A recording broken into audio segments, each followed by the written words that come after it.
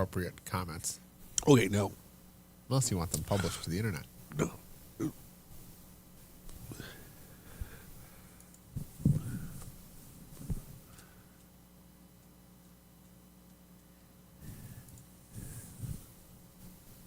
Let's see who accepts the stream.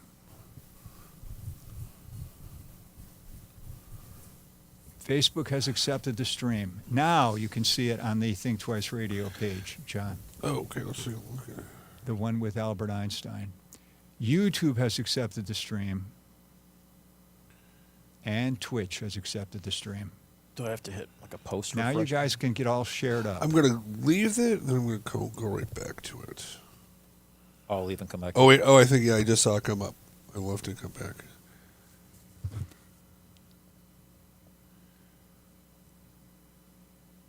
I'm coming back to him. I just have a still picture of us I don't have a picture. with our eyes. You have a still picture? Yeah, still picture of us. Should I do like a post refresh or something? Yeah, maybe post refresh, All or right, let me I hit post. left and came back. Yeah, I left and came back, but it didn't. Oh, wait. Let me try it again. I'm like, You know, I'm going to leave and come back again. Oh, now we're moving around. Well, that means you're streaming. Okay. Oh, joy. Okay. yeah. Maybe everybody was so still you thought it was a still picture. Yeah, we probably, because sometimes, you know, Yeah, I we're don't so know. intense in what we're I don't have a doing. picture. Should I go?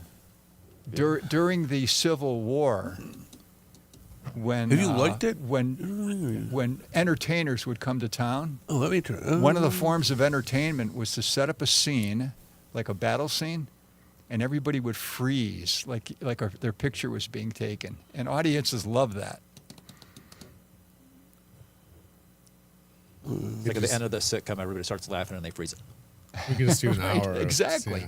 because they knew they couldn't stage an actual battle like Gettysburg, so they would just do a still from the battle. Where? Oh, wait, I'm frustrated. Oh. Ah. Of course, my Facebook doesn't work. Oh, that's frustrating. Mine is the same. It's not showing up, but John has superior, Uganda, let's superior go. technology. maybe he's got the app. I'm in the browser. Is that, you have to have it on. I don't understand what that means. App out on the browser. You could, there's the Facebook app, or you could just go to like Google Chrome and then go to Facebook.com. Oh. Yeah, I got on there from my Facebook app. Good. That's what he was suggesting you do. Okay, yeah. Wait, where's Facebook? Do you have a Facebook app in there? I'm glad you said that, Matt, because I that's think the that- most common mistake people make. There's my They go on Google Chrome, they go on Facebook, they go in. Well, yeah, I don't have the Facebook app. Where's You don't, but you're still able to do it. Well, I'm one of the Google Chrome users. And does Chrome let you do it? Notify all your friends? Well, it just looks like the stream's Is not it right posting on up. in Facebook? I can go on Chrome. Facebook app. Oh, Like, is one of these the app? I don't know. well, Is the Facebook app on Facebook? I mean, well, Well, you have The to, like, Facebook download. app is in the App Store. Do you oh, have on a the bunch of App Store, apps? Okay, yeah, so. Then you gotta. do you have like, okay, yeah, go to the App Store, maybe download. Oh, there's your App Store. All right. That A. Okay. Yeah. Facebook. Oh, we already have comments. We haven't even started streaming. Oh, good. Nick's World of. Say hello to Nick's World. Hey, next Hello, world. Nick's World. Is that related to Nick's World? Well, it's confusing because there's Nick's with an N and Mick with an M. And they both have a thing called World behind their name. Oh, wait. I wonder. Well, hello, Nick's World.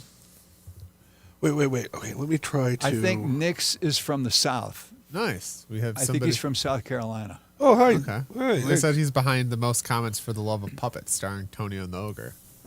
The Puppet Show on Think Twice Radio. Yes, he's a big fan of that show. Well, welcome, Nick. We can be your metaphysical puppets today, if you so choose.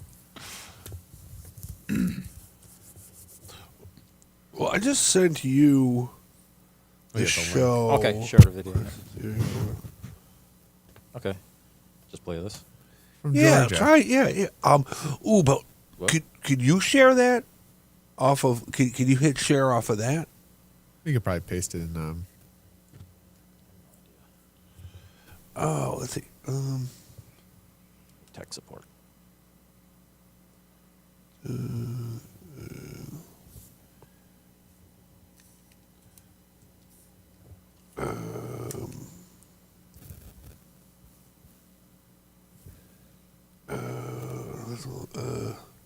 That's right. If it doesn't work.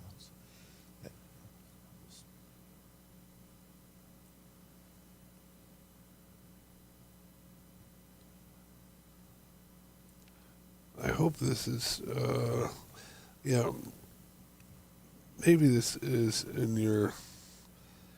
I hope that is that in your feed? Maybe. I have no idea.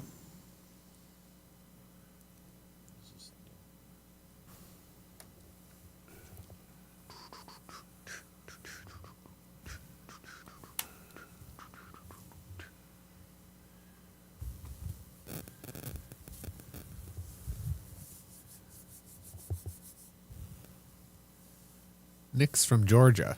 Oh, is that where But he's yeah, from? it's kind of all the same here. The Yankees in New York State.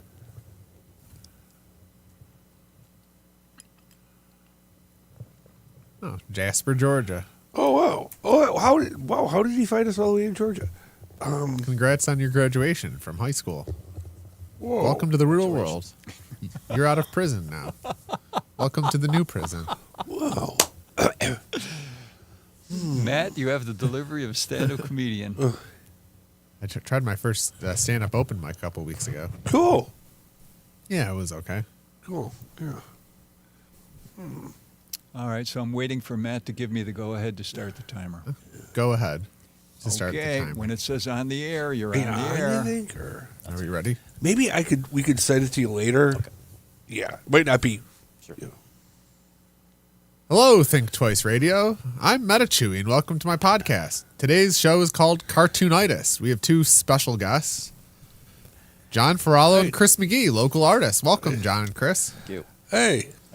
Some of you know John, unfortunately, but Chris is a new guest on Yeah. the podcast. Yeah. But yeah, today's show we're going to talk about their upcoming art show at Parable's Gifts and Parable Gift on Gallery and Gifts. Gallery and Gifts on Elmwood. So tell our enlightened listeners about your show. What is this show that's coming up in early April? I hear this Friday the 5th is some sort of opening reception. It'll be first Friday.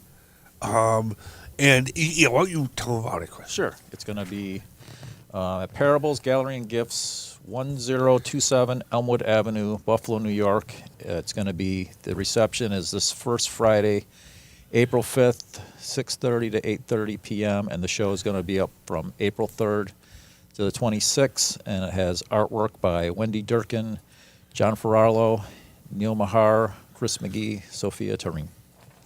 Yeah. Nice. So Cartoonitis. What is Yeah. is it just cartoon art, or what type of art? What type of art can our first Friday visitors expect? We kind of have more of a cartoon style to it. A lot of us, art seems to be more like simplistic pop art Yeah.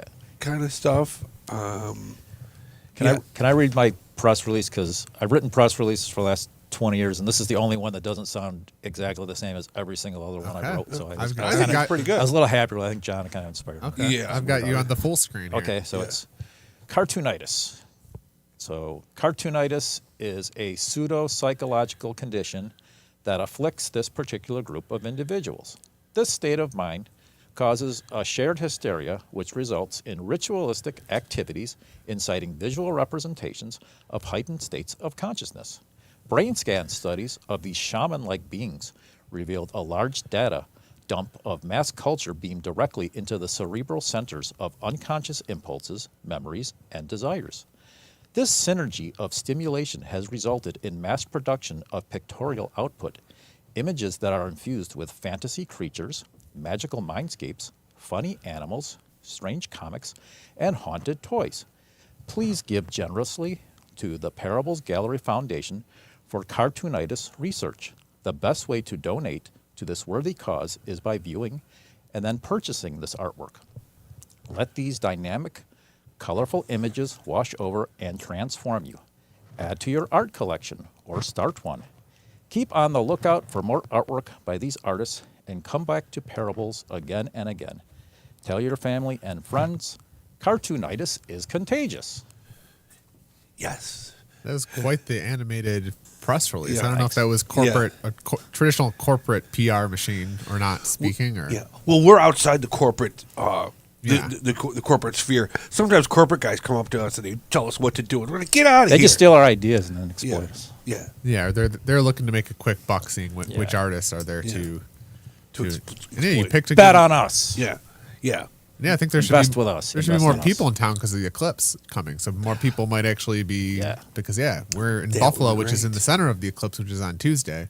Yeah. Yeah, I think we're expecting double the visitors, so it's a very good timed art show. Yeah. Yeah. And hopefully it won't be the end of the world because sometimes, when the sun gets eaten Yeah, by a it large. could happen, but that's what makes frog. it so fun. Is it might end. Well, I think this eclipse is great because I remember when I was a kid, we didn't get the glasses, so they just said, "Don't look up in the air. You'll burn your corneas out." So it was just you just walked hunched over. You didn't. It was Oh, okay. Yeah, don't look too long. You can only no. look You couldn't for even don't even we seriously were just keep your heads down. Yeah, I didn't. I didn't have any sense of it. Yeah. So how did this happen at Parables Gifts and Gallery? Oh. I've never been there before. It's a gift shop and an art gallery. It is a nice gift shop. It was, my friend Tony, he goes there a lot and he has stuff up there. Yeah, he's a great So- photographer. Yeah. But you're always, you're the more, Yeah, I show a lot there too. Sure, Paint. yeah. I'd show a lot of paintings there, and they had an open month on April, and I noticed there was some artwork that some people were liking that was kind of cartoon inspired, and I was kind of like, I know people who do that kind of artwork. So, Yeah. and I've been wanting to do. We show at Queen City Gallery Yeah. and some other Yeah. art shows together, and I was looking for an excuse to show with them again, and I was kind of thinking, what kind of angle to, what's kind of like what's parallel and kind of intersects, the commonalities in our artwork. And sometimes I thought in the past, like, maybe stuff that deals with like comic book artwork or pop art. But then I thought, cartoons was kind of like the common denominator for all of us. yeah. Yeah, everybody has There's favorite all cartoons. all cartoons in the Yeah. artwork. Yeah. So yeah, some of your art here. This is, I think, the picture. So is this? I don't know if this Yeah, is a specific character. I but- called this piece Guess Who, but I don't know what this guy's name. It's really obscure. I would sometimes buy these. I collect comics, and some of them I collect just because I really like them, like graphic novels, or I just take them from the library. This is actually some stuff I just bought from the flea market, and I remember actually having some of these comics when I was a kid, so I used to always watch Warner Brothers, and it was different because it had the Roadrunner in it, but the Roadrunner had 3 sons, and the Roadrunner talked, so it was really, and I thought that was really weird anyway. But then they had all these really weird characters, like this. Oh my God, it was somebody's boss or something, but I just thought it was like. And I thought these artists were complete geniuses too, because this is so obscure. I don't know, a lot of these Marvel and DC. I know the names of the cartoonists, and I don't know this cartoonist's name. But I just thought this was a brilliant character, and then I kind of wanted to take this great character, but kind of put it in the context of kind of like mix it with kind of like a Pablo Picasso style or Hans Hoffman, like this kind of modern with the bright, hyper modern with the bright colors and stuff. So. Reminds me of Dexter's, the laboratory cartoon. Yeah. Ah, okay, yeah. Yeah, this painting was definitely, because some of my stuff is like John's is kind of satirical. He's making fun of stuff. This is more like a homage, Yeah. Because I really just I like these cartoons a lot. I So have, this was- some of John's artwork too. So here's this piece. That one, yeah, that's supposed to be like beauty being celebrated by monkeys and astronauts. That's when you got monkeys and astronauts working together. You're winning. You're on the winning side of things. Yeah, astronauts and monkeys. Yeah, they sent monkeys to space before astronauts. So technically, Yeah, they did. They were on the cutting edge of space travel. Yeah. As a matter of fact, we don't give them a lot of credit for that. Yeah, We usually just they're heroes. Yeah, they are.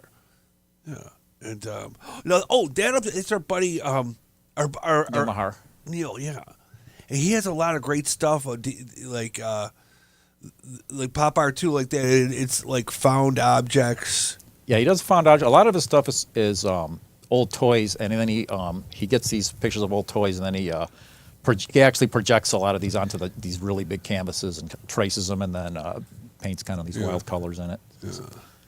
Interesting.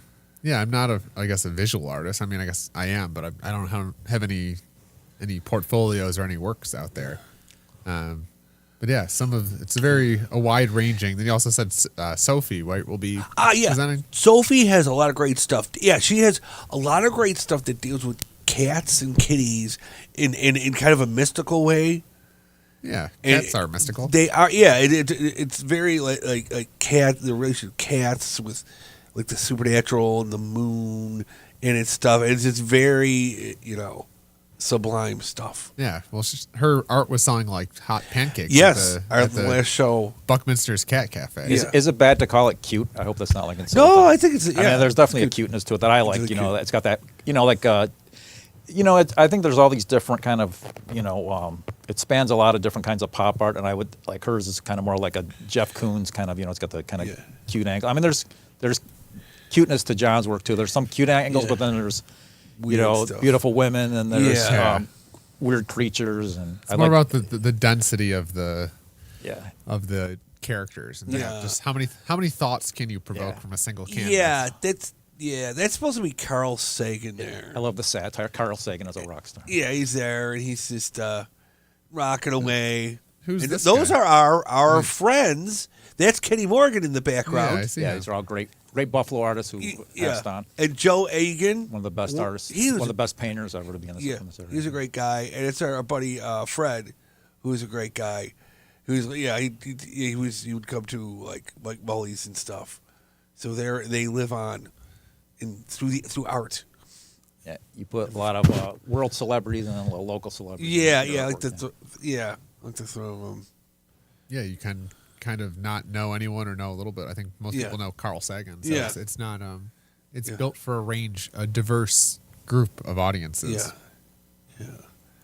So yeah, so the opening reception will be Friday, Yeah. Friday, April 5th, Friday. 6:30 to 8:30. April 5th, and then what's at the opening reception? Just wine and cheese Yes, dishes. wine and cheese. I'll bring some vegetables. I'm bringing some Vegetables. sangria, some Yeah. crunchy snacks. I'll bring some beer, and, too.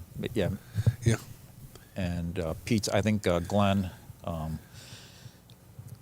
Glenn Crutch is gonna mix some pizza. I think. That's so. great. Oh. He's another great artist. So he's an owner and artist himself. He does some great Yeah. great paintings too. Yeah, he has a lot of Yeah. great paintings up there too. Yeah. So then, if say you missed the opening reception, then it's open for a month, so you can kind of just go to Parables during business Yes, hours. and they also have gifts there too. They have T-shirts, and also you can get some of our stuff on a T-shirt if you want. You have it printed out too. Yeah, he has a Through- website yeah. that has print on demand. It's parablesgallerygifts.com.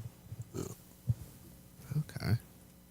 And it has the store hours and stuff. And the show, besides the reception, this show runs from April 3rd to 26th. So the back room where we're going to be, the shows rotate every month, and then the middle room is all Glenn's artwork, which is really phenomenal. It's great. It looks kind of like really classic kind of abstract expressionism. If people love the stuff at the Albright, they'll definitely love his stuff. And in the front room is all stuff by a local artist. There's he's got his own stuff on T-shirts, stuff of other artists on T-shirts. There's prints, there's photography, lots of stuff on clothes and pillows and curtains. And, Yeah. So all sorts of merch. yeah, Yes. it's a very good gallery. Yeah. Yeah, I think the first space. Friday. I think. I know you're on Elmwood, so it's kind of close to the Allentown. Yeah. Allentown is a cool event on the first Friday. You can just kind of walk from Yeah. gallery to gallery Yeah. and experience all the art that our Yeah. city has Yeah. to Yeah. offer. Yeah. It's also near Jack Rabbit's. It's across the street from that. Oh, yeah, that's right, the bar, yeah. Yeah. And, Okay. and there's a pizza place. Which is nice. Yeah, Jackrabbits. They do a lot of live music. And yeah, are there any future? What's kind of your hope for doing this? Is it to promote cartoon? Yes. Cartoon. Cartoonist art, Yeah. cartoonism. Yeah, I feel like for this show, that's the main focus, and there's, other shows we're doing separate, and there's other shows we're going to do together, like we're going to do another one in August that's going to be at the Story Garage. Yeah. And, That'll have more. Well, for me, I'll have my more adult stuff there. I see. More after dark. Yeah. More like Risque. Yeah. Raw. Yeah. For the adults, it's funny because I don't know how risque my stuff is because I think anyone would even, like instead of like, even my women that I would call like pinup, most people would probably say, oh, Yeah. they're like scary, they're like monster women or something. Yeah, yeah. I feel like the bar for what's risque is really, increased since, Yeah, my stuff, I wouldn't say it's that risky. It's just a little tasteful. Even I would even say a lot of your stuff where it's nudes. It looks very like classic. Yeah, It classic. Looks, it looks like Yeah. classic figuration. It's Yeah. not really like pornographic. Yeah, yeah. So You could make it more pornographic. Yeah, It's I not- suppose I could. Yeah. that's where the market goes. But, yeah. Where does anime fit into cartoonitis? I great know, question. especially for the younger folks, they're more. I know anime is pretty hip. Well, Is I that know. part of- Yeah, I know. I'm inspired a lot by it. I would say definitely. You got the Yeah. cute kind of animals, and even some of the women. Women, I would yeah. say there's a definitely anime manga Yeah, aspect manga, to, look, Yeah. to John's work. Definitely to Sophia's, and maybe even to Wendy's. And there is a little bit of. I have a few things, smaller stuff that's with like puppies and even some of the werewolves I would almost lean towards cute for the small stuff. Everybody always says my stuff is scary. I think I have a bigger range than just scary. Yeah, I don't think it's scary. It's kind of cool. Yeah, Yeah. yeah. But I do think there's definitely an anime manga vibe in there. Yeah. Cool. Yeah, I know. It seems like monkeys, dogs, and cats. Those are going to be hits just because there's already pre-built-in fans of those. Yeah. Yeah, Those animals. Yeah, it's funny how you mentioned this anime manga explosion too, because I love comics. I like all kinds of different comics. I mean, I think as far as manga and anime goes, I like Attack on Titan. Yeah. With I love that too. It's a the great giant show. monsters and stuff. But Yeah. it's just interesting how the demographics changing. Because when I go into Barnes and Noble before, there would be like shelves and shelves and shelves of Marvel and DC and graphic novels. Now, there was only a couple shelves of Marvel and DC. There was, I think I counted like 10 shelves of manga. It's like I think it's actually 10 Yeah. times more popular than Western cartoons Yeah. right now. So Because I'm not a manga or anime fan, but I'm just aware. I'm not even Yeah. in the scene, and I'm People aware are- of how yeah. popular it is. the preference for that over Western comics. Yeah. is- Yeah. And they're just well written. They're like the shows. It's like always like something you've never heard. You would never think of making a movie or a show about that. Well, I think Attack on Titan was it's terrifying. It's actually Yeah. disturbing. I mean, those giants and the monsters, like they got these smiles and their expressions don't change. And then they start exploring the physiology of these creatures, and they start finding out the monsters Yeah. are not even. They don't even use the energy they get as Yeah. food. They're just eating people for the fun of it. It's You know, pri- yeah, just it's disturbing, very you know. primal. Yeah. And you learn a little bit more about the world they're in. Yeah. Everything and yeah. And then it's mysterious because they don't. Yeah. I didn't watch the whole thing. I got to watch more. I want to know more like what these Oh giants either. yeah, and it gets into like society about nationalism and racism and all these other layers of things. And there's some little humor in there, but it's some nice. It's weird. I'm of the Pokemon generation, Ah. so Oh, that okay, was my yeah. first exposure to Japanese, even just yes. culture. It was the Pokemon craze. I mean, I collected Pokemon cards when they first came pop, and I think it's just interesting that Japan's so isolated as a culture that they had this whole because that was Big like influence. a huge phenomenon. I don't know why Pokemon was popular in the United States, but it was like even with manga, I think their culture is just so much different than anywhere else. That I think with the internet now that it's kind of people are experiencing it for the first time, and I probably have to do some more deep diving because I'm not a cartoonist or anything, but I'm just aware of it. And everybody says that it's it's an art form. So Oh yeah. yeah. I would suggest the Studio Ghibli movies to start. Like those are good. Like, if you like Disney stuff, it's like Disney anime. Well, then you have That's the what- corporations coming in. Oh, the manga's popuel. Let's make our own thing. Yeah. But I think But- part but- of I'm it, surprised there's not more knockoffs, really. Yeah, but it isn't. It's its own thing. well, it seems like people they become attached to the individual artist versus it's kind of hard for a corporation to make art versus like a single artist. Yeah. Yeah. What were your favorite cartoons? I mean, where did this passion for cartoons come from? Are there any that inspired you? Ooh. I know I haven't studied comic books, or at least just I've done some things like data visualization of actually using the pacing, and there's a lot of things from comic books and visual storytelling that you can learn. So I don't know if I have any particular comics, but I guess I have an appreciation for Pokemon was probably my big cartoon growing up. I don't know if there's any that inspired you all. Well, I think definitely it was always pop culture. That is why I kind of got into art in the first place. I mean, I've been drawn since I was 2, but I remember I would just copy stuff off the TV, like Sesame Street, and then I got into Warner Brothers, and then Hanna-Barbara, and then later on I got into Marvel Comics and DC, and then as I got like college age, I got into the underground comics. I even, set out to, be an underground cartoonist. I started, I got to a level that was high, and then, I ended up really getting more into abstraction and experimental art, and then gradually, but I kind of never really left with the cartoons. So I was always drawing, and then eventually this stuff kind of seeped together. Yeah, sure. Portfolio. How about you, John? Any cartoons that inspired? It inspired. Put you on this track. I know I loved Mad Magazine. Yeah, Mad Magazine. That was awesome. That's still great. Just because they would have like, it was kind of adult humor too. Yeah. It was like. It was real more sophisticated humor for kids, and but I guess to Marvel, like the Spider-Man, and stuff like that. And then later I saw Tenchi Muyo was my first anime that I really loved. I was like, whoa, I can't get enough of that. Yeah, I just like how it's kind of funny, in New York City. I remember they had this museum and I can't remember which museum, but they actually had a art show called high and low art, and they actually had like 2 separate things. It was like paintings, and then they had comics. Like it was 2. Now it's just so different. Like with postmodernism and the fourth wall and stuff. Everything's kind of now everything's. It is such an accepted art form, which I'm glad it has been elevated. Now it's kind of like who's the 2 biggest American artists, Jackson Pollock, and now I would say Jack Kirby, Marvel, Marvel Comics. It's kind of just accepted canon now. I like that. It's gotten the recognition it deserved. We had one of the viewers tuning in said that they do Blood Bunny from Thailand. Their comics. I don't know if this is the Blood Bunny, but they said to look them up. So Blood Bunny, that's awesome. Yeah, it's like even when I was in Poland too. There's like all these weird kind of international. That's probably what you got to do is just go to Japan, see what comics are what they're into now. And then 10 years from now, that's what will be popular here. But I think anybody can kind of make scary and cute. Yeah. It's the duality. It's all contained within a single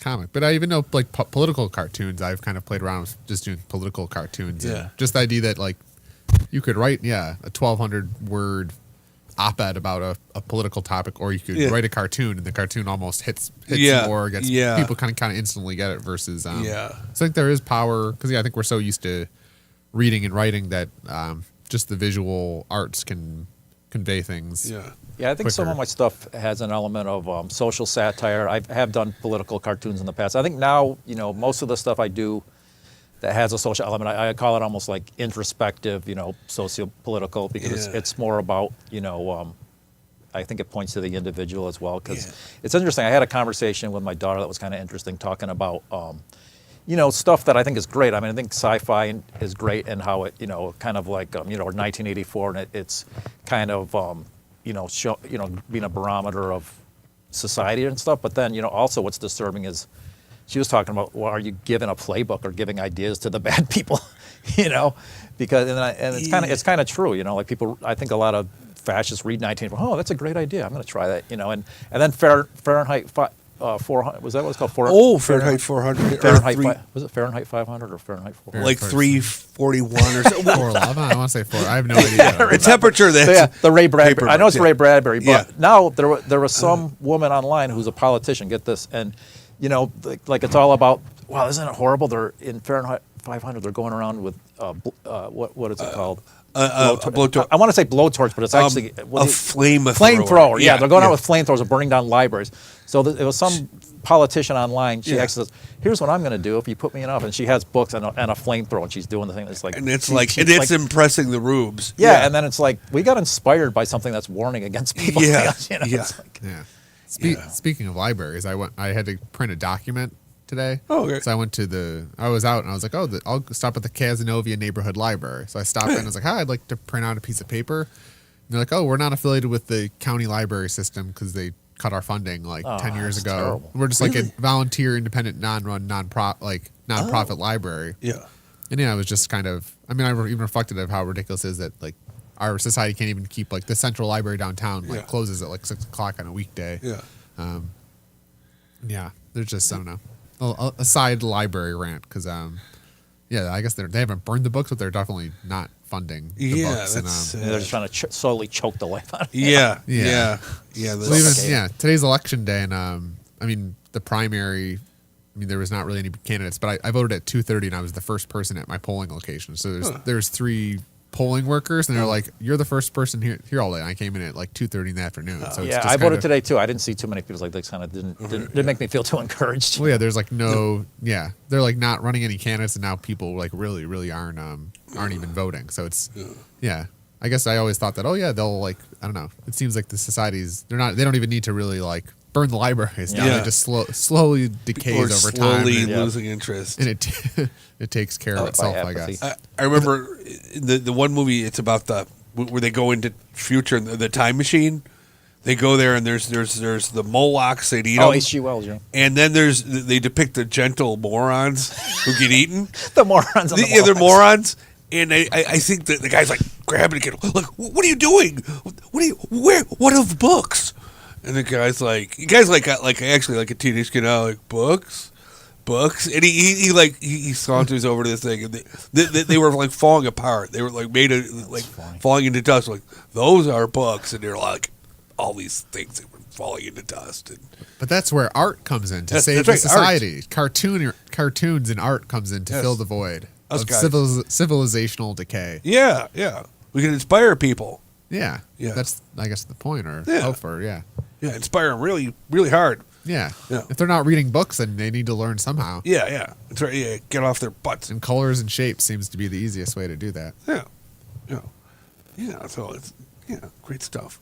Then you also said, Uncle John, you wanted to talk about Alcibiades. Alcibiades. Okay, now, we live in an age where we have a guy who could get away with anything he wants, and he could betray people again and again and again, and he seems to never face a consequence for it. So, like, where in history has that happened before? And basically around 400 BC, there's this guy named Alcibiades.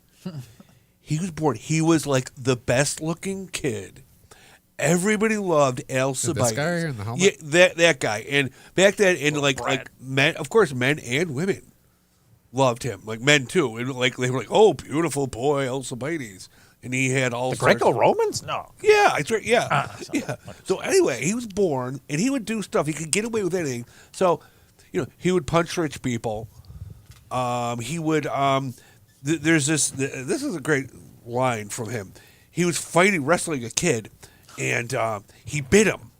And the kid goes, "You bite like a girl," and he goes, "No, I bite like a lion." And of course, everybody's like, "Oh, Alcibiades! Oh, what a line!" Which is pretty good line. And another thing that he did is he got the Greeks to give up the flute for a year. He didn't like playing the flute, so he wrote a treatise, which is still, you can read this today, against the flute.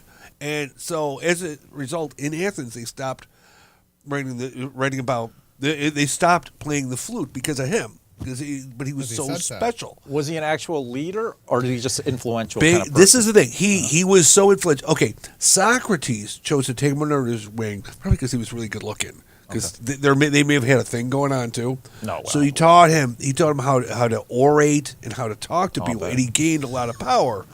So later on, what happens is he became actually him and Socrates fought in battles. Socrates saved his life. But then later, Alcibiades saved his life, and they were like, he loved it. He was a famous student, and he loved him. They loved each other because back then the guys loved each other. But later on, what happened is there's this guy named Nicias. He didn't like Nicias, but Nicias wanted. They were at war. It was a Peloponnesian War. They were at war with Sparta. Okay. So Nicias had this thing called the Peace of Nicias that he was going to propose. Alcibiades didn't like that. He wanted the war to keep going. So when the Spartans came over. It came over to negotiate. He goes, "Spartans, come here. Whatever you do, tell them you don't have a lot of power." Because he came with all the power of Sparta. Don't tell him, because Nicias, he's going to turn that on you. He's a clever guy. I'm going to watch out for you. And you go along with me, Sparta. So they were going to have this peace, and the Spartans came up. He said, "Oh, we're just humble Spartans. We don't have a lot of power." And then Alcibiades stand up and be like, "What? You lied to us, Nicias." And he basically turned everything around. and he ruined this piece that Nicias had all set up, With his flute magic. with the Spartans. So so then Alcibiades, you're such a great guy. He made him general. They gave him all sorts of powers and riches, and then he convinced him to get a big army to go attack Sparta. But then the night before, somebody destroyed the Herms. Now, the Herms were these fun little things they would have around Greece. They were the statues of Hermes, with the head of Hermes, and the privates of Hermes, like sticking out. Okay. They were Greeks. Huh. Okay, these were It was Greek. a different age. It was a different age. Somebody knocked them all down and destroyed them. So, well, anyway, they accused Alcibiades of doing it, and they don't know who did it to this day. It's a mystery. It was a mystery.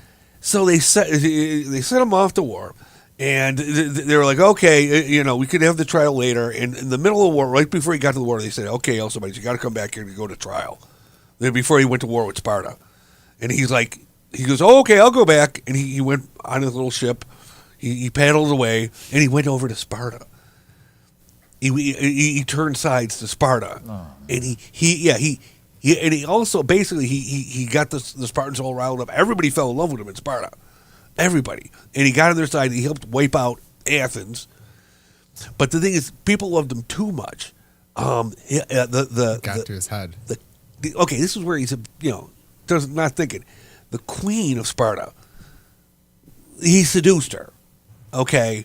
He seduced the queen of Sparta. Not that very thing, he just had to deal with the Athenians, And then so they had a kid that looked just like Alcibiades, and the king of Sparta was going to kill him. So then he had to go somewhere else. He was like, oh, I couldn't go back to that. So then he went to Persia. And, the Persians, and then what he did, he was trying to play the Persians and the Athenians off on one each other. But basically what he did is he then started a revolution in Athens, the revolution of I think it was of oligarchs, so he could come back into power. And he told them, "Oh, don't worry, the Persians will be on your side, and you go and attack the Spartans." And he came back, and he got in. And he generaled for the Athenians for a while. He generaled for the Athenians for a while. He was just a muckraker. He got started stuff. Yeah, he started stuff, and he took over some cities. He was able to, but also he was able to talk cities out of their. He was a single person. Well, your Alcibiades inspired me or brought me up to Heraclitus. So he has this quote: "Out of every 100 men, 10 shouldn't even be there. 80 are just targets. 9 are the real fighters, and we are lucky to have them, for they make the battle. Ooh. But the one is a warrior, and he will bring the others back."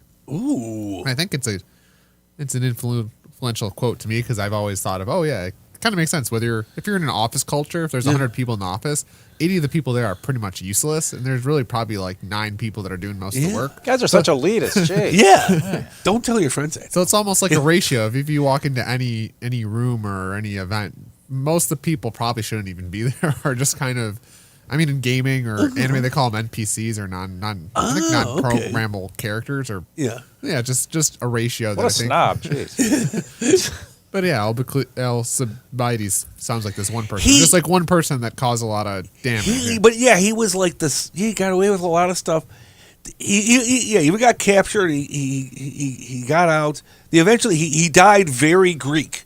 He died naked with a dagger in his hand, filled with arrows. Well, that sounds like a cartoon. That sounds just made for a cartoon. Yeah, and I actually got inspired by what you said. What was the guy's name? Alcibiades. Okay, you're going to make a painting called Battalion of Baddies, Alcibiades, Judas Iscariot, and Benedict Arnold. Yeah. That's the Battalion of Baddies. We have a new comment from the audience. It says, "Wow, John, this is a fascinating story. So, from Athens to Sparta to Persia. Yeah. I took 4 years of Latin in high school, and I don't even remember any of these fun stories." I never heard of this guy. Yeah, I'm surprised you don't hear about him more often, because he really was. That's a lot of betraying people.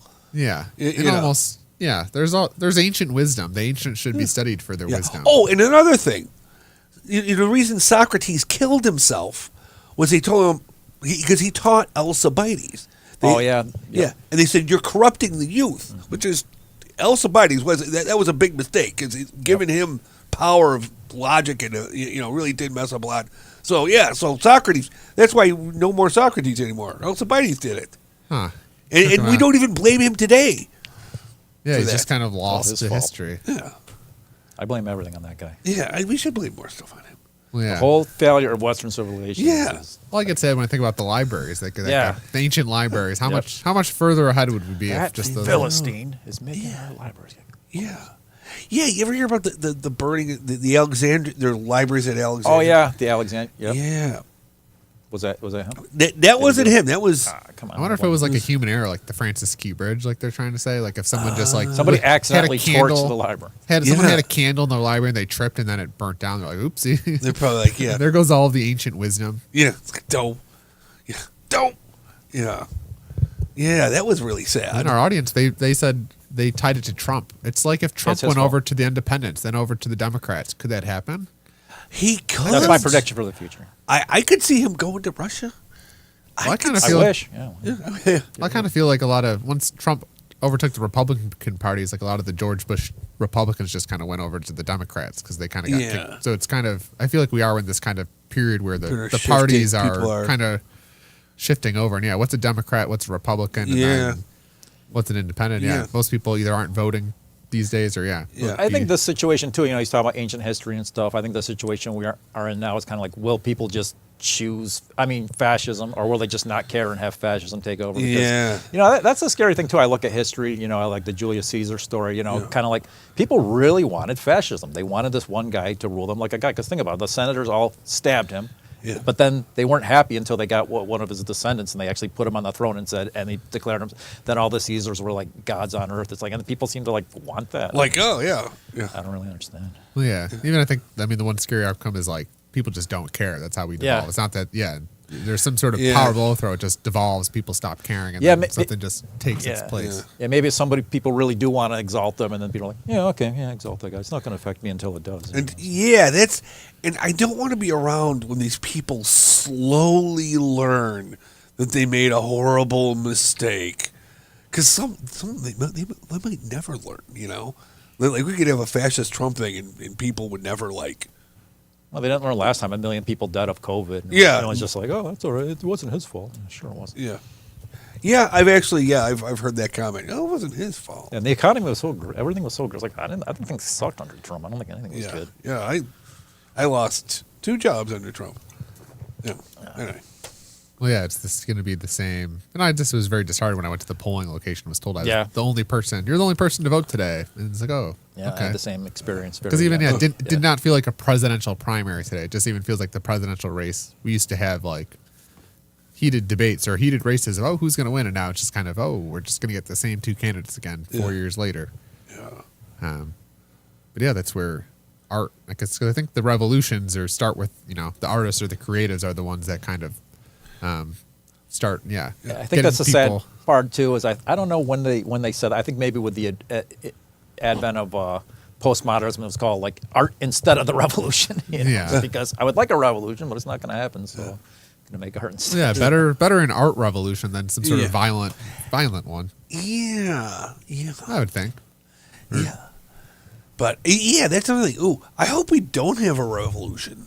Really? But- It feels like we kind of. We just continue on with as things. I don't know. Things aren't. Yeah.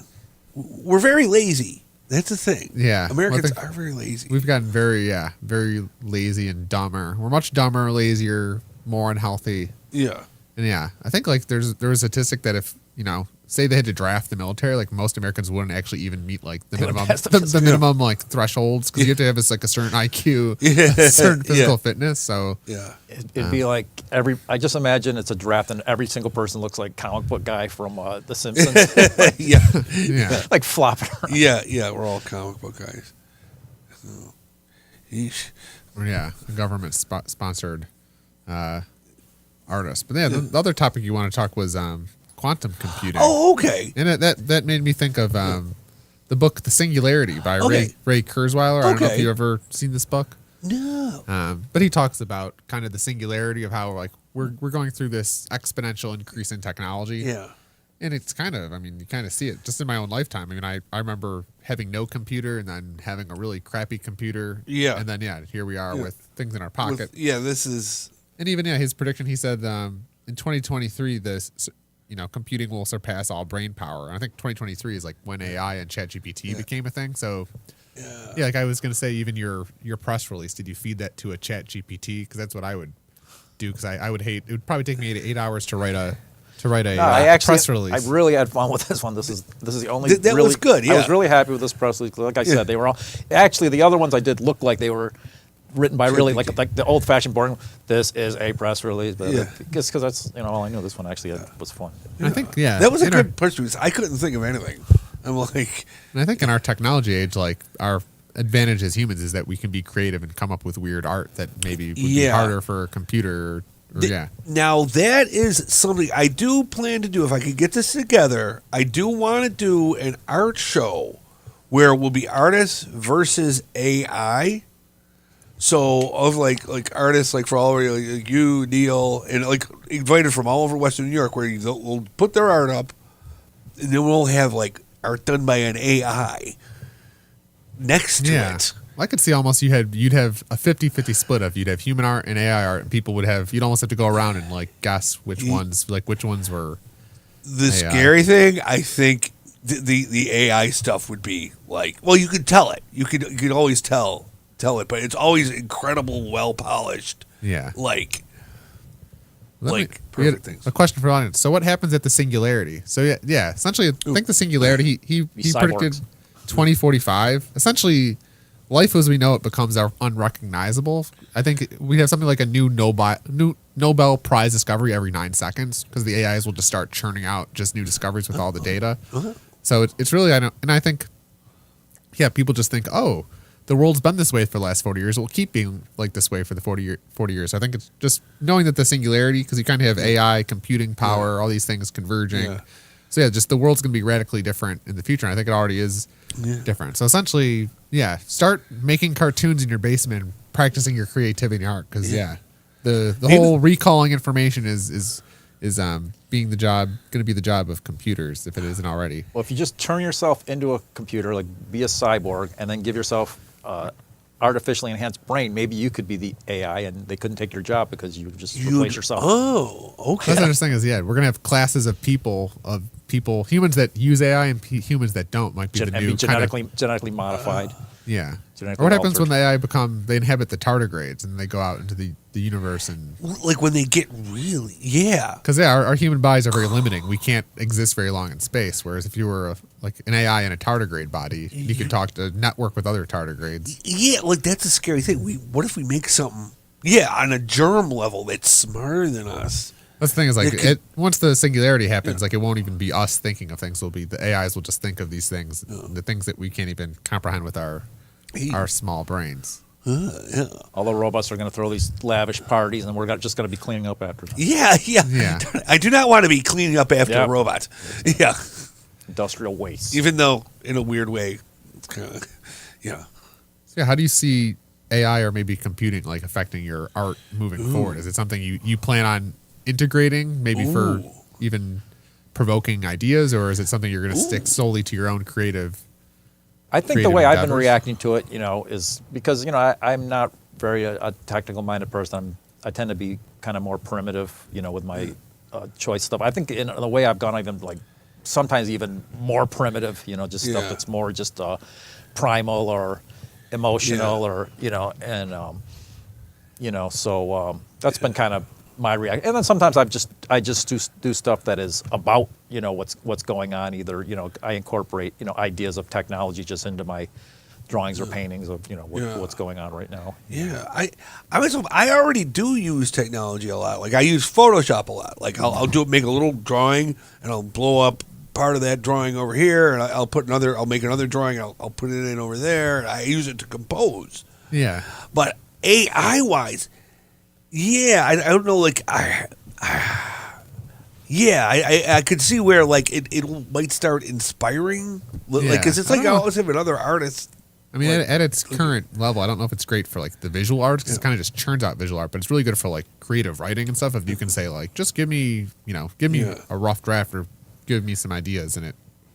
Because right now the AI is just kind of text based, and there are the ones that you say, paint me in a picture. It does, but it'll be interesting to see because I think there'll be people that will go primitive because I think there will be a market for almost caveman style drawings of like we want the human art, not the fake art. But then it's curious to see the people pushing kind of the edges and what that might mean. Yeah, I had a really interesting idea for that too in terms of technology, even what would technology do to kind of compete with that. I had this idea of a computer actually making this primitive kind of found object type stuff like I do. Like actually, how we have the probes going to Mars. What if we just had a probe? It just rolls around the Earth and it just collects objects and stuff. Has these robot arms, and then you have a computer program that's how they imitate different art, and then they just pull the stuff back to the students. That would be fun. Yeah, that would be fun. Have a little. So it actually makes this kind of assemblage type stuff, and the found objects is just it's like this probe just collecting stuff. Yeah, stuff on the ground, like weird things. Yeah, that would be really cool. Yeah, because there also is the future. Like we'll all have like a Hollywood type studio at our backs, and we'll just be like, make me a script or produce a movie, and then you just display out the plot. So it's kind of. I feel like we'll almost democratize art so that it's not kind of an elitist. Because right now art seems like there's the artists that do the art, but then also it seems like a hobby for rich people. Of look at this art I have on my wall. It's and the more expensive the art, but now, the better. But now we're the artists. You got to remember that out there in the public. Me and Chris, you are not capable of this. Yes. You can only buy our artwork, and don't even try to do your own. Yeah. So yeah, I think the cartoon, especially cartoons, like it's a good medium. But I think between manga or anime, there's all definitely ways to keep creating more interesting cartoons. But I do think cartoons, like just in their simplicity, it's a powerful medium and a powerful genre of art. Yeah. It's a great way. It's a great way to communicate to people, and it's like also you remember cartoon longer. It impacts me more than say the Mona Lisa, cartoons like the Mona Lisa just whereas you see a cartoon it a little less highbrow. I feel like more accessible to the common folks. Yeah, I think that's where the aspect I kind of approach it from. What I kind of consider myself. How do you classify yourself? And I guess I say expressionist, and then you say, well, what is an expressionist? Well, I'm trying to, of course, whatever you're doing, you're trying to express something, but I'm trying to get a point across. It's like I'm trying to tell a story or communicate an idea or show a feeling or emotion, and basically I'll utilize anything to do that rather than just, whereas, I don't mind people who are like photorealist and stuff where you're kind of more like, it's more like progressive rock. You're trying to showcase your skill, like, look how great I can do, Whereas me, I'm trying to, anything that works. Like sometimes it'll be like, it can even be words, Sometimes that's why sometimes I type words and now I'm putting those words right into the canvas. Or it can be just a symbol. It can be a figure or a symbol. That's kind of what a cartoon is. You're kind of like simplifying something. It can be almost like a hieroglyph or a symbol. It's just you're getting more into simplification as in terms of helping to aid the storytelling to make it kind of flow more. It's more simplified. So. Do you have any themes or ideas that keep like recurring in your kind of recent artwork? Yeah, I do. I say in my my description of my artwork, I have different ongoing series, and then there's offshoots of those. I have it's called Mixed Media Mindscapes, where it's just it starts out with I like a lot of different materials. I like acrylic and latex paint. Sometimes for texture, I'll put like spackling, and sometimes I'll put collage. Sometimes I'll actually collage in my own drawings. And now I've done a lot of stuff with typing and cutting out words I find or words or phrases or sentences that I've typed or even stories. And then Mixed Media Mindscapes is where these landscapes are inhabited by different characters. I have, and some of the stuff is still, raw. It's like it's just symbols, but then some of it develops to their actual characters. There's kind of like I call them like humanoid hybrids. There's werewolves, there's robots, there's cyborgs, there's some stuff are like plant creatures. There's ghosts. There's vampires. Some of the stuff just looks like like animals aliens. or aliens. A Martian is a recurring character, but that's the whole thing too. It's all symbols too. They're all, they're all people. You know what I mean? They're all just they all just represent people. And they're just in different situations. Were you involved in any? What was that? What was that art show that you did with the speaking orifices, the characters?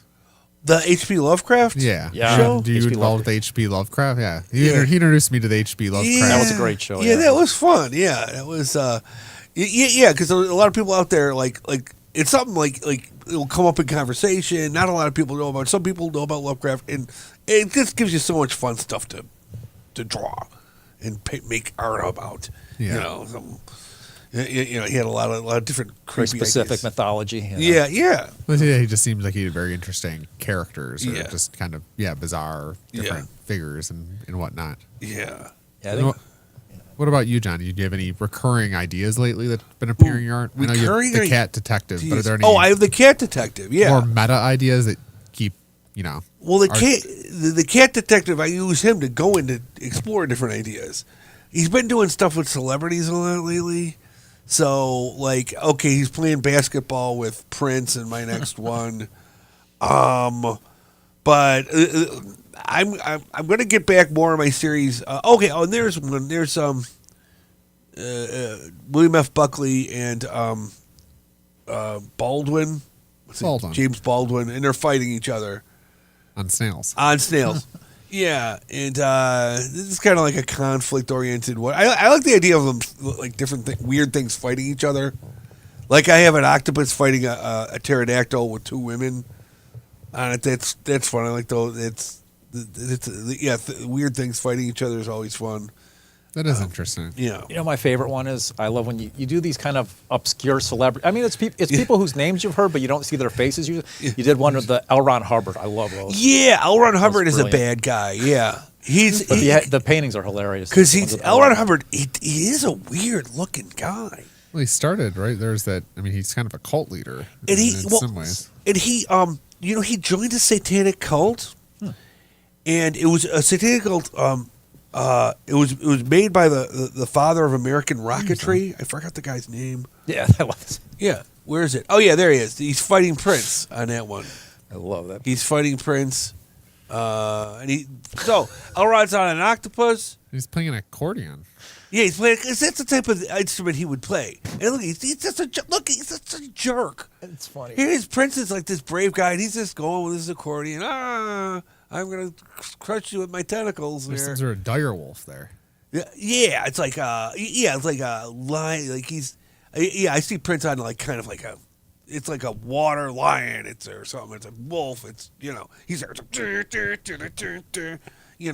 But Elrond, he's just a jerk. I can't. He started Scientology. Is that what he He started? started Scientology, but he joined that satanic cult. Dianetics. He stole the guy's girlfriend. No, his wife. He stole the wife of the leader of the cult. Then he borrowed money for 2 yachts, and he just left. Sounds like an Albacides or Albacides. Yeah, he's another Albacides, dude, a too. modern. Yeah, Yeah, LB. It's like, oh, well, that one's interesting. If you could click on it, What is that? Embryo heads? that one. Space embryo. Albacides. Yeah. Well, they weren't all happy days. Hey, So, it's Arthur Fonzarelli. It's Fonzarelli, and well, that's some type of abomination. And he's it's like that you'd meet, that I'm sure I've he. never seen this piece. It could Look have been at the an heads episode. down here. Those are lamb heads that are Lamb rotting. heads. That are maybe if they fell out of there. And here's my cartoon detective. You see, he gets into wacky adventures. Okay, can I ask you, is Fonzie going to fight the cat? Is that what this? Or No, are they teaming up to fight the abomination? They're teammates. They're Okay. going to fight the Okay, abomination. okay. Yeah, Well, so I don't see them fighting each other. The rotting lamb heads made me think of because I've been doing some open mics lately because I'm not a visual artist but I'm more okay. musical. But Yeah. one of the people in the open mics heard some of my lyrics and they thought of a charnel ground which is which then led me into the rabbit hole of studying what a charnel ground is. So essentially, like it's like a Buddhist thing of like when they do bury people, they like just leave bodies out in the open and they decay It's disturbing. in the open. And they do sky burials. And the charnel ground is like it's a weird place because you're like deeply experiencing death, but then also like you almost become more alive because you're so they do sky burials. So like even the rotting bodies, they attract things like vultures and all sorts of nasty creatures. So they're really interesting places. That's where, the rotting lamb heads kind of made me think of the charnel ground. Yeah, yeah.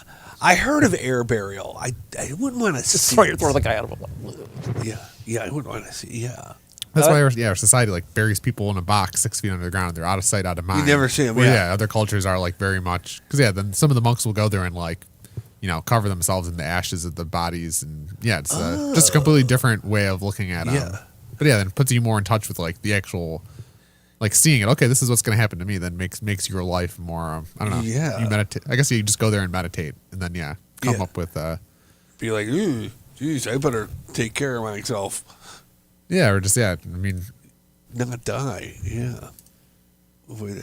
I've never seen this one. That's Seinfeld. Yeah, I did see this one. Well, I even see the cartoon comic influence of the boxes. This is with great. Though the mistake I made with that one is I made Jerry look way too much like Beavis or Butthead. So people are like, "Is that Beavis and Butthead?" Like, no, that's supposed to be Jerry. But if you hit Jerry with an elbow, Well, you know what it is? Yeah, because he's got big teeth, but not snaggle teeth. This is like he looks like Prince Charles or something. Got the Yeah. English snaggle. Oh, hello. Yeah, I think maybe what I should do is maybe redo Jerry someday. Yeah, the three are perfect. The three look good. You Yeah. you just need to make his teeth straighter. Or just put Larry David in there. Yeah, you got to have Larry David. Yeah. Hey, just change the cat's head to Larry David. Like put Yeah. a Larry David. Just superimpose a Larry David. Or face Larry on the David cat's- could be the fish. Yeah. He could be one of the fish. Yeah.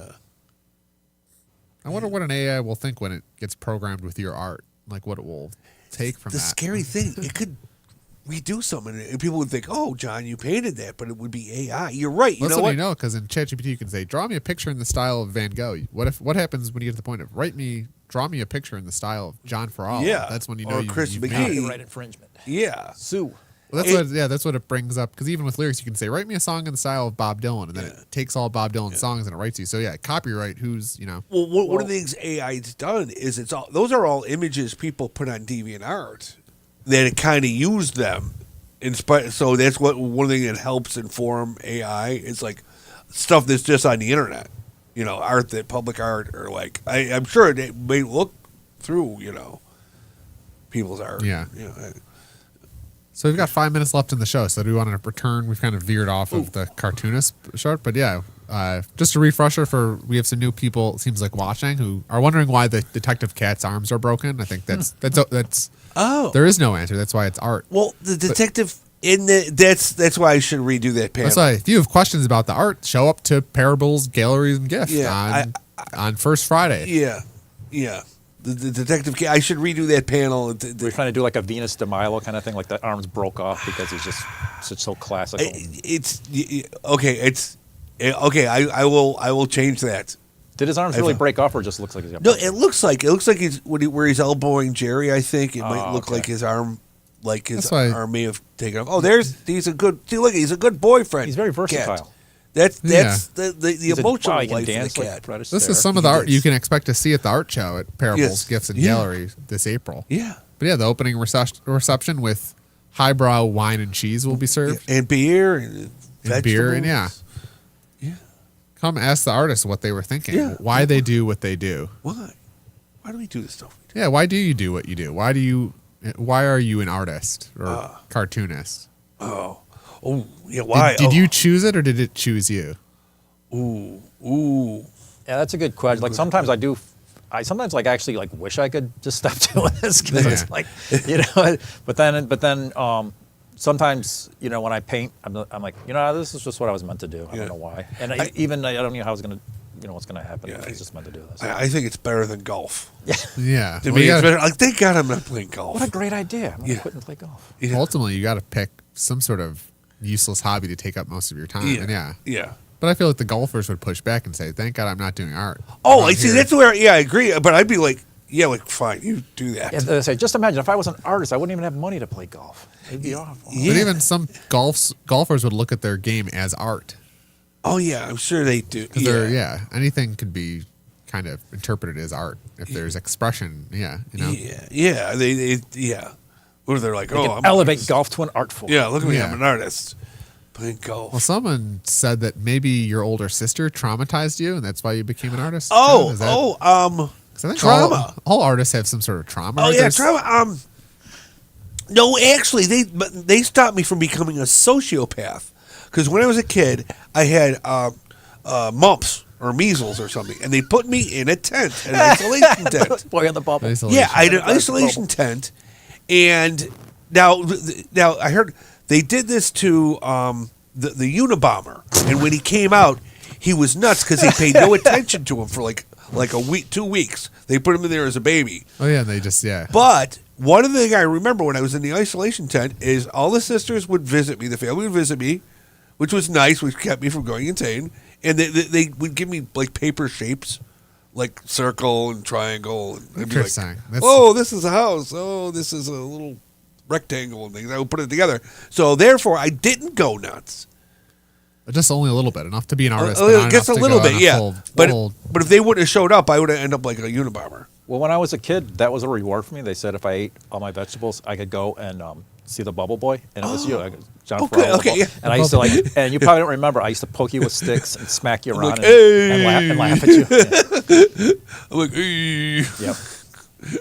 Yeah, we got about a minute left. So any last comments or selling points you want to give out to our artists or our viewers? Remember, it's not just us. It's Sophia Terrine. Her art will be featured there. And Neil Mahar. And Neil Mahar. Neil Mahar, And, Chris McGee, me, Wendy Durkin. yes, Wendy John Durkin. Ferraro, Sophia Terrine, Neil Mahar, and it's going to be from April 3rd to April 26th, First Friday reception, April 5th, 6:30 to 8:30 p.m. And it's the pictorial output consists of images that are infused with fantasy creatures, magical mindscapes, funny animals, strange comics, and haunted toys. So yeah, if you like One last- cartoons or art or one last plug. cheese or wine or beer, Yeah. come out to come Parables out. Gallery and Gifts on Elmwood Yeah. on First Friday, or if you can't make that First Friday, the rest of April. Yeah. You need art. It's 1027 Elmwood Avenue, Parables Gallery and Gifts, Buffalo, New York. Awesome. So thank you, Chris. Thank you, John, for coming on. And yeah, hopefully to see people out at the show this month. So thanks for tuning in. Until next time. Yeah. Bye. Bye, folks. Bye. Bye.